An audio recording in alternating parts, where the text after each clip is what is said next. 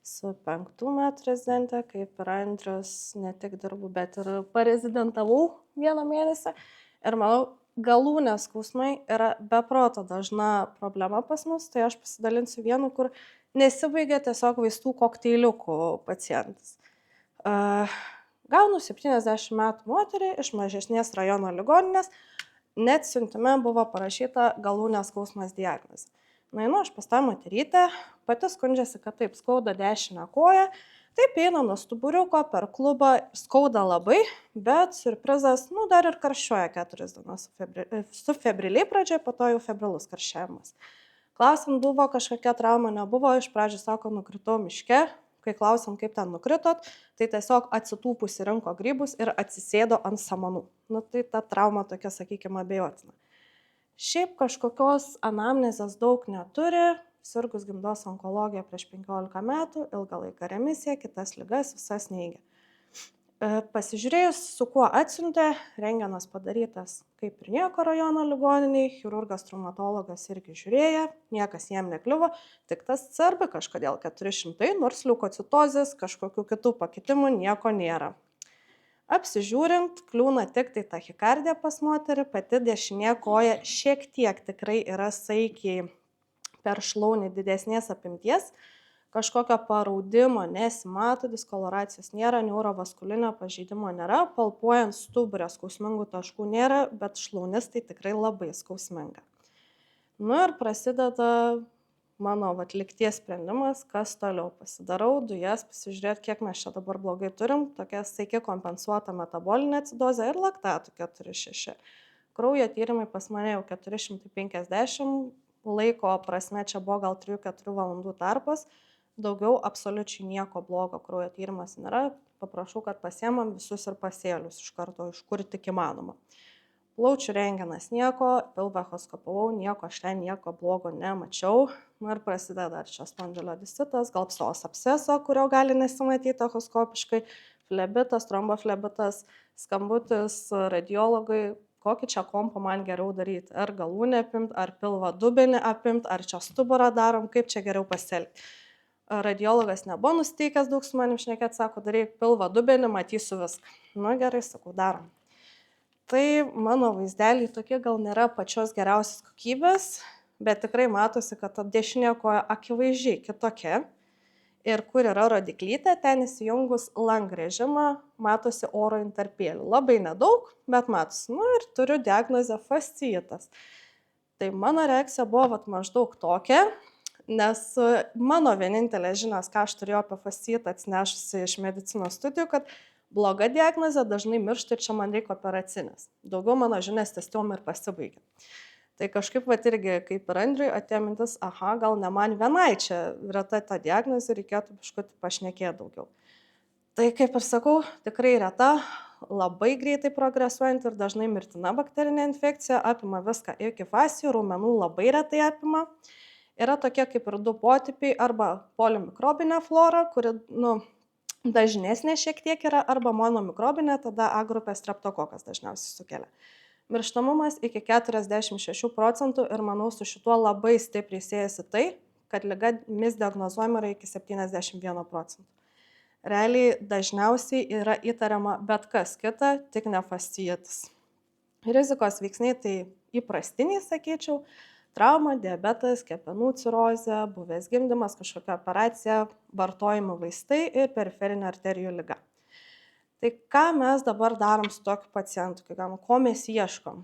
Tai skausmas numeris 1, skundžiasi beproto intensyvių skausmų, turi nepadėti paprasti analgetikai, skausmas progresuoja, ieškam kažkokios diskoloracijos, apčiupinėjam, jaučiam, nejaučiam krepitaciją, edemą ir aišku, jeigu jau liga pažengusi, turim sepsinį šoką, docą, galim ieškoti būlų kažkokių irgi gali būti, bet kaip manau visiems, kas dirbam su pacientais, labai nespecifiški simptomai. Kaip sakau, mano atveju pacientė tiesiog pati nusikoja ir ją skauda. Jokios diskoloracijos, nieko kaip va čia jau 2 stadijų, 3 ir net 1, kur jau paraudimas toksai matosi, nieko šito nebuvo. Tai keliaujam prie tyrimėlių. Šiaip iš esmės visa literatūra rašo, kad turėtumėm daryti klinikinę diagnozę, bet ją padaryti be proto sunku, nes dažniausiai arba neatpažįstam, arba nepagalvojam, arba mums visiškai nepanašu į tai būna. Tai einam prie kraujo tyrimų, pasiemam plačius kraujo tyrimus su visais pasėliais, kreatinkinazė turi irgi savo prasme čia. Yra netgi skaičiuoklė, būtent nekrotizuojančiam fascijitui, kurią galima naudoti su kraujo tyrimus, bet šiaip nelabai rekomenduočiau ją naudoti, nes patys rašo, kad tikslu tik surinkus 8 ir daugiau balų, dėl įdomumo paskaičiavau atvejo pacientės balus, jinai surinko gal tik 4, tai pagal tai turėčiau neįtarinėti fascijito visiškai. Kiti su kontrastu kaip ir auksinis standartas arba diagnostinė operacija, bet visi žinom, kad tiesiog diagnostinė operacija į pacientą nusiųsti operacinę, ne visada mums taip lengva bus įkalbėti draugus chirurgus, pasiimti ir patirinėti ant tą koją. Čia irgi nuotraukoje matosi pažengusi Fournier gangrena, kur to oro tikrai daug jau matosi, man dėja taip nepasisekė, ten vienus kitus taškelius tik tai mačiau.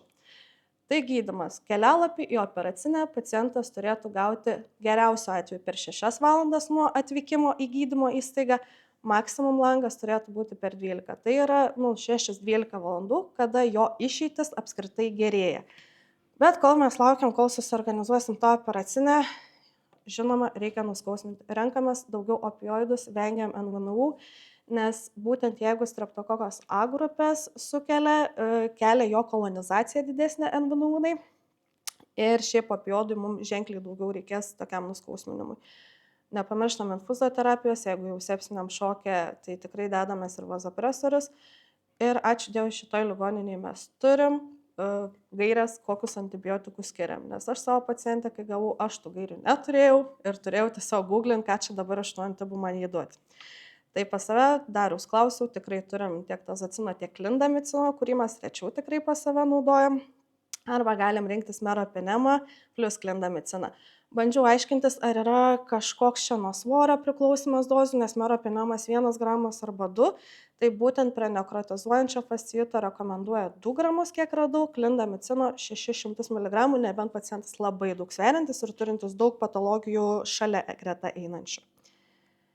Ir grįžtant, kaip man sekėsi toliau pamačiusi tą savo diagnozę dylint su pacientė, iki to jau jinai buvo gavusi nemažai nuskausminimų ir infuzoterapijos, rajono ligoninėje gavus ketonalio, analgino ir morfino, tai ne visi pasirinkimai buvo pasirodo mūsų geri. Gavus diagnozę suskyrėm antibiotikus pasiskolinę iš kitų skyrių, nes irgi ne viską turėjom, ką reikėjo turėti. Gavusi 2 kartus fentanilio, nes skausmas tik intensyvėjo pacientai. Diagnozę gavom be 15:08, į operacinę šiaip netaip išvyko 21 valandą. Per tokius biški paburbėjimus ir biški pakovojimus, bet išvyko tiesiai į operacinę. Ir man buvo labai džiugu sužinojus pacientės išeitis. Jai buvo atlikta operacija tą vieną dieną, po to dar kelios, 31 lovadienį pragulėjo, bet išėjo savom kojom, kažkokių didelių deficitų neturėdama, apsitarnauja pilnai save aplinkoj. Dabar šiuo metu tik tai gydosi dar kelias paliktas giliasias žaizdas. Tai ką aš norėčiau, kad išsineštumėt galiausiai namus, kai jau dabar išeisim ilsėtis, reta ta liga, bet reikėtų pagalvoti, aš dabar asmeniškai, kai gaunu kažkokį keistesnį cerbitą plus kojos skausmą, negalvoju vieną parožį ten celiulitą ir panašiai, tikrai jau yra diferenciniai diagnostikoje, bet nebūskam labai savęs, kad sunku atlikti tą klinikinę diagnozę, tai tada prisimenam, kad KT su kontrastu auksinis standartas, pasijungiam langą režimą apsižiūrėti, ar nėra kažkur oro burbuliukų, ką turėtume matyti. Operacinė geriausia per 6-12 valandų, nes tai pagerinam paciento išeitis.